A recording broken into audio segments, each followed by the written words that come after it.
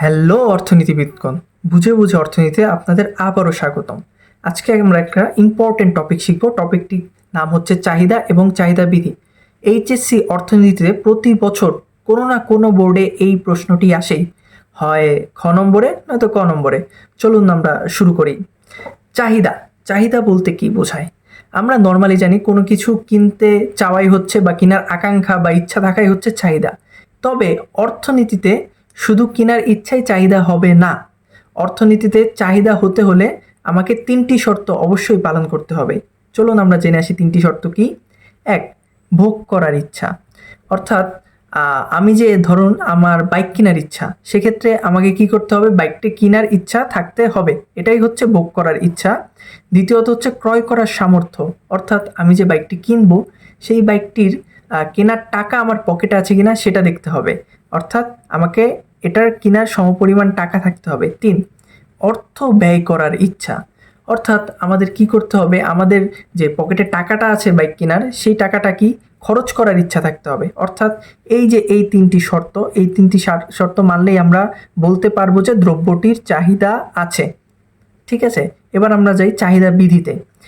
আমরা নর্মালি জানি চাহিদা বিধিতে যে দাম বাড়লে চাহিদা কমে এবং দাম কমলে চাহিদা বাড়ে।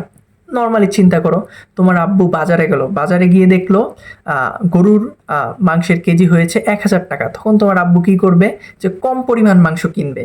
আবার পরের দিন তোমার আব্বু বাজারে গেল, দেখলো যে গরুর মাংসের কেজি কমে হয়ে গেছে 1,000 টাকা থেকে 700 টাকা। তখন তোমার আব্বু কি করবে? আরো বেশি পরিমাণ গরুর মাংস কিনবে। এটাই হচ্ছে চাহিদা বিধি। কোনো কিছুর দাম বাড়লে ওটার চাহিদা কমে এবং দাম কমলে চাহিদা বাড়ে। তবে এক্ষেত্রে দুইটি ব্যতিক্রম আছে দ্রব্য। এক, গিফেন দ্রব্য। দুই কি? ভেবলেন দ্রব্য। গিফেন দ্রব্যটা কি? ধরো বাজারে সাধারণত যেই দ্রব্যগুলো থাকে সেগুলোই হচ্ছে গিফেন দ্রব্য। কিরকম? যেমন চাল, ডাল, তেল, লবণ, এগুলা কি সাধারণ দ্রব্য। তো এই দ্রব্যগুলা কি হয়, কোনো কিছুর দাম বেড়ে গেলে, চালের দাম বেড়ে গেলে তোমার আব্বু কি করে? আরো বেশি করে কিনে নিয়ে আসে, যাতে ভবিষ্যতে আরো দাম বাড়লে আরো বেশি দামে কিনতে না হয়। অর্থাৎ এটা কিন্তু চাহিদা বিধি মানছে না গিফেন দ্রব্য। আর পরেরটা হচ্ছে ভেবলেন দ্রব্য। ভেবলেন দ্রব্য হচ্ছে বিলাসবহুল দ্রব্য। যেমন দুবাইয়ের একজন শেখের 2 কোটি টাকার একটা গাড়ি আছে। তো সে কিছুদিন পর দেখলো যে একটা নতুন মডেলের গাড়ি বের হয়েছে যার দাম হচ্ছে 3 কোটি টাকা। তখন সে কি করবে? ওই 3 কোটি টাকার গাড়িটা কিনবে। কেন? এতে তার সামাজিক মর্যাদা, সম্মান বৃদ্ধি পাবে।